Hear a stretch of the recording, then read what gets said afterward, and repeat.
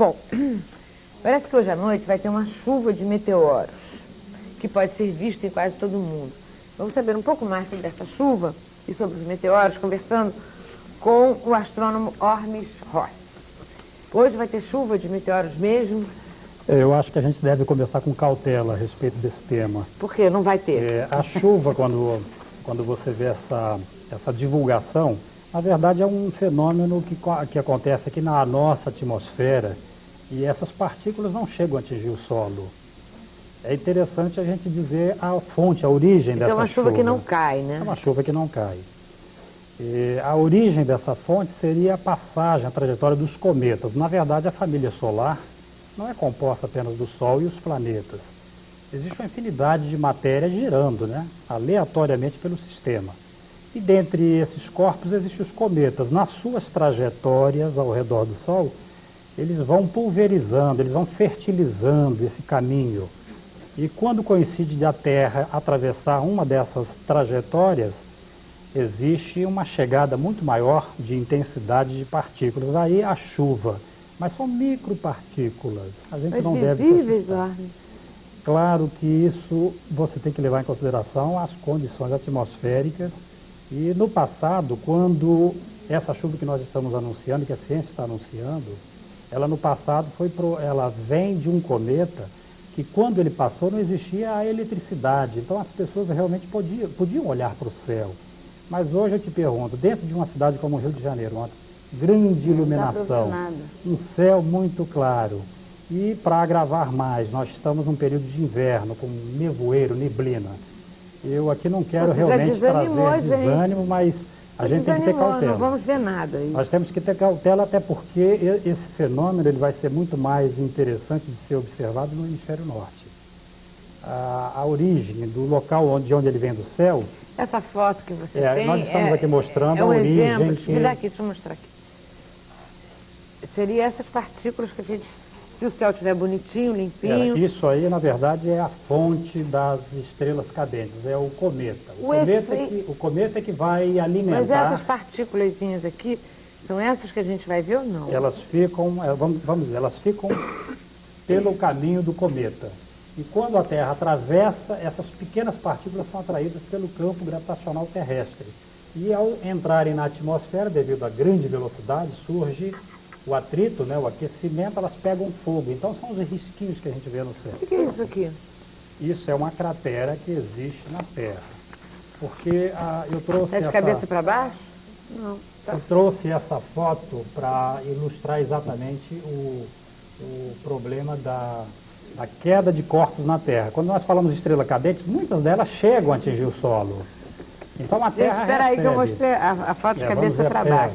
Estamos vendo uma montanha, agora vamos ver uma cratera. Direitinho. É isso, Lúcia, é para a gente mostrar que a Terra, constantemente, ela é bombardeada por corpos que vêm do espaço. Eu trouxe até um meteorito aqui. A Ângela estava curiosa para ver, então vamos ver. Meteorito, só para mostrar aqui, o meteorito em mãos, aqui, gente.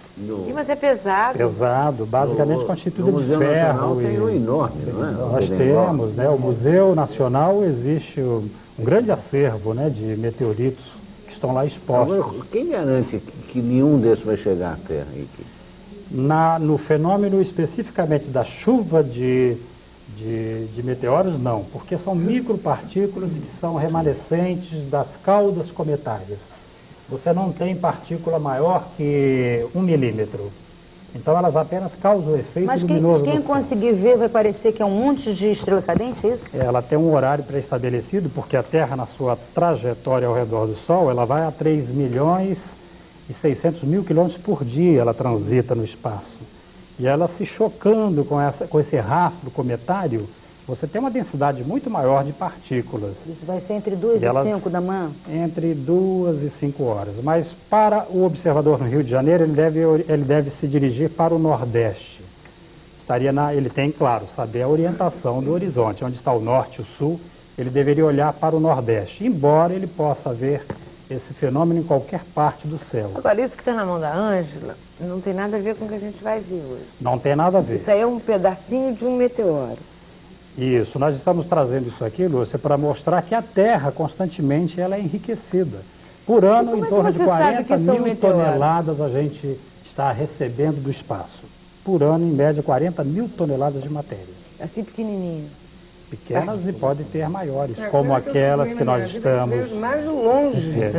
E você está segurando alguma coisa que já está no espaço, no universo, há 4 bilhões de anos. Gente mais velha do que eu.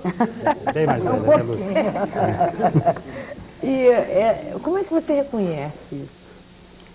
Existe todo o tratamento, a análise química que você faz dos diferente de elementos. tudo que temos aqui na Terra. Isso não, a gente não tem dúvida. Né? Qual é a base? É ferro?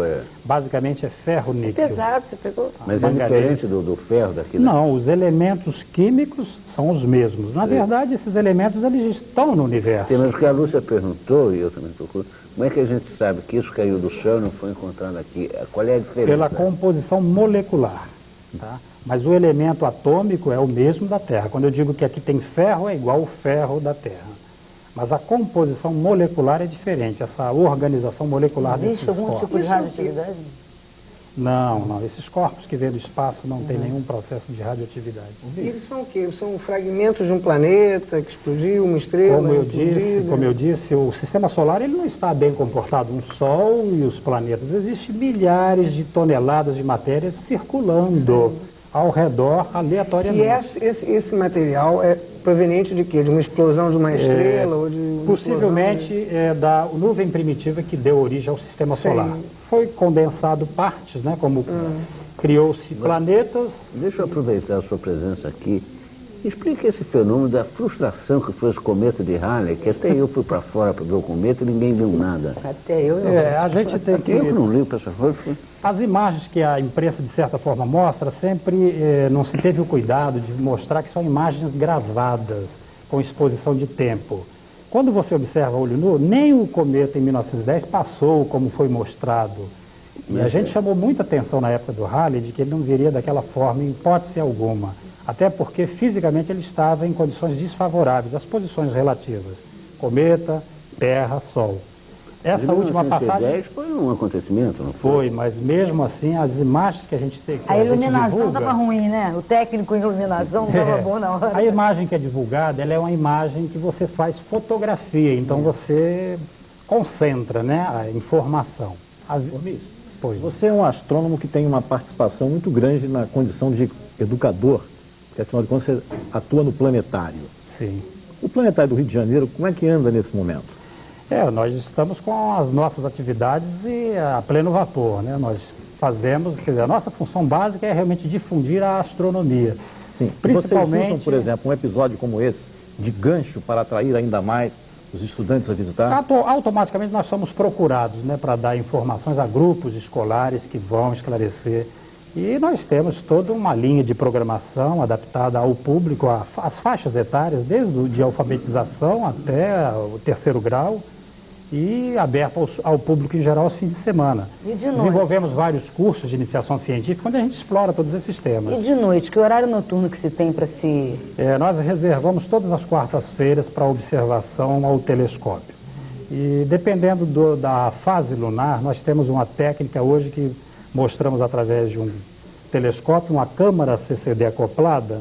Você capta a imagem do céu e joga num telão, via um projetor cristal líquido. Então são imagens fantásticas, as pessoas não acreditam que você está captando aquilo, né? Jogando Tem até slide. Isso. O universo vai bem, né? Está direitinho. O universo está aí, né? embaixo Cada não tá vez muito mais bom. a ciência conhecendo, com os recursos técnicos conhecendo mais, a gente está aumentando essas Outro fronteiras. dia veio um colega seu falar do universo em expansão. E eu fiquei muito impressionada porque ele disse que o universo está em expansão, né? Mas que de repente ele pode acabar com a expansão e voltar, encolher todo e virarmos uma bolota só. O buraco negro. Essa é a teoria, Buracão. é a teoria mais aceita, né? Que nós somos cíclicos, nós estamos numa fase de expansão atualmente. Mas num dia nós vamos chegar ao equilíbrio, né? A gravidade vai de novo convergir toda essa matéria e possivelmente formar o ovo cósmico de novo. Pois é, o que somos nós, afinal? Nós, universo. Vocês Nós, não têm universo, a menor nós- ideia, né? Nós temos alguma ideia, assim. Eu acho que a ciência hoje já pode dizer alguma coisa. O universo está aí, eterno, né? A matéria, vamos dizer, a matéria Pois que mas forma o o que é universo. esse universo? Quer dizer, de onde veio e para onde vai? Vocês não sabem isso. Esse é um problema que o ser humano busca, esse tipo de resposta, em função daquilo que ele está habituado. Como ele quer sempre ter o começo e o fim para as coisas, né? Pelo saber. Mas se você admitir que o universo sempre esteve aí, a matéria sempre esteve presente, apenas ela se apresenta de forma diferente. Ela se manifesta numa estrela bem comportada, ela pode dar origem à vida. É possível que a vida esteja existindo em vários outros locais. Agora, o problema todo é a limitação da nossa tecnologia. Quando você imagina que a estrelinha mais próxima, que está aqui a 40 trilhões de quilômetros, e esse número a gente se perde, né? Mas se você fosse de avião para lá, você levaria 4 bilhões e 500 milhões de anos viajando. Para chegar na estrelinha mais próxima. Mas Nem- isso não é nem a velocidade meus que netos, usamos. né? Velocidade do avião. Porque a velocidade da luz, se alguém conseguiu esse... Mas a nossa tecnologia está conseguindo velocidades em torno de 60 Sim, mil não quilômetros. é nossa, mas de repente outra galáxia aí tem Você pode uma admitir, turma né? aí que, né, que Uma viaja... evolução, uma civilização muito mais evoluída, Barato. porventura tivesse recursos muito superiores aos nossos, com certeza eles estariam conhecendo os seus vizinhos. Você admite essa possibilidade de civilização? Porque menos desenvolvido não acredito que existe, agora mais. Olha, do ponto de vista da matemática, me parece que isso é uma coisa simples no universo. Agora, quando você me pergunta, o homem, o que ele conhece do universo? Ele não conhece apenas por uma barreira de limitação de saber, do conhecimento tecnológico. Claro que a gente tem que admitir. Você faz uma análise da nossa galáxia e você chega a um número em torno de 20 mil planetas que tenham condições semelhantes à Terra. Há quantos anos E por que você... a vida só aqui? Quantos anos você é astrônomo? Eu sou astrônomo há uns 18 anos. E nunca viu nenhum objeto não identificado? Não, eu digo para você, não somente eu, mas a maioria dos astrônomos que trabalham realmente em condições de observação do céu, a gente tem realmente explicação para a maioria dos fenômenos. Não quer dizer que nós conhecemos tudo, mas a gente conhece a maioria dos fenômenos astronômicos. Agora você falou 2 segundos, você falou que nenhum ia vazar para cá, né? Que nessa chuva não vai cair. Agora, quando então, qual é a diferença dessa chuva agora para outras chuvas que provocaram, por exemplo, essa cratera ou então esse próprio Pois é, fragmento mas essa aqui? cratera que a Lúcia mostrou é fruto de uma visita de um corpo muito maior, um asteroide. Sim. E a Terra, dentro de, vamos dizer, dentro de 1000 anos, ela passa por uma visita de algum corpo grande. Sim. Dentro de 100 mil anos, ela pode ser visitada por corpos muito maiores, como foi o que causou a extinção dos dinossauros. Sim, será que foi? Possivelmente, né? 65 milhões de anos. Ô, Armin, só para encerrar, e fim de mundo? Como é que os astrônomos veem o fim do mundo? Essas lendas que não vamos passar dos 2000, e de repente alguém diz que o mundo vai acabar, não sei o que, e sobe todo mundo na montanha. Como é que vocês veem isso?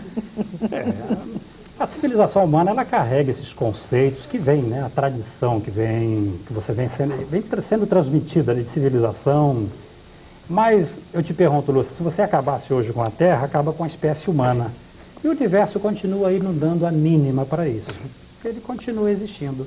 Eu acho que o fim do mundo, o universo, todas essas questões duvidosas está exatamente intrinsecamente associado à inteligência, ao saber da espécie humana. Porque outro tipo de vida não se manifesta com essa preocupação.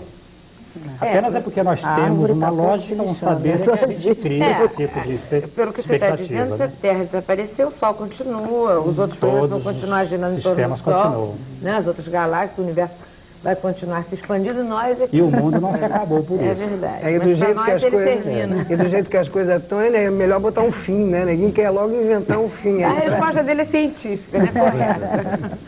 Ok, ó, muito obrigada. E vamos ver se a gente consegue ver alguma coisa hoje. Vamos, não vamos perder a esperança, né? Vamos ver se a gente vê alguma estrela cadente. Isso, que dizem que inclusive dá sorte, né? Vamos acreditar. Isso aí. Obrigada, Ormes. Vamos passar agora os telefonemas do astrônomo Ormes Rossi, que conversou conosco sobre a chuva de meteoros, que pode ser que a gente consiga ver hoje à noite. A Sônia do Recreio dos Bandeirantes diz assim: o conhecimento científico dos fenômenos celestes interfere nos sentimentos inerentes ao ser humano? Acho que pode interferir, né? Dependendo do ponto de vista. Carminha de Vitória diz assim: sua tia Carminha assistiu sua entrevista e gostou muito. Parabéns e beijos. Alô, titia. A Irma Álvares, ela pergunta se existe uma possibilidade das raças amarela, branca, negra e vermelha terem vindo de outro planeta? Não, a evolução de vida que nós sabemos é um processo inerente ao próprio planeta Terra. A Terezinha de Ipanema disse que a avó dela assistiu ao cometa Halley em 1910 e disse que a cauda do cometa ia do Rio a Niterói. Sim, mas não da forma como tem sido mostrado pelos jornais. Numa névoa, uma nuvem muito discreta. Ok, Ormos, muito obrigada. Tá?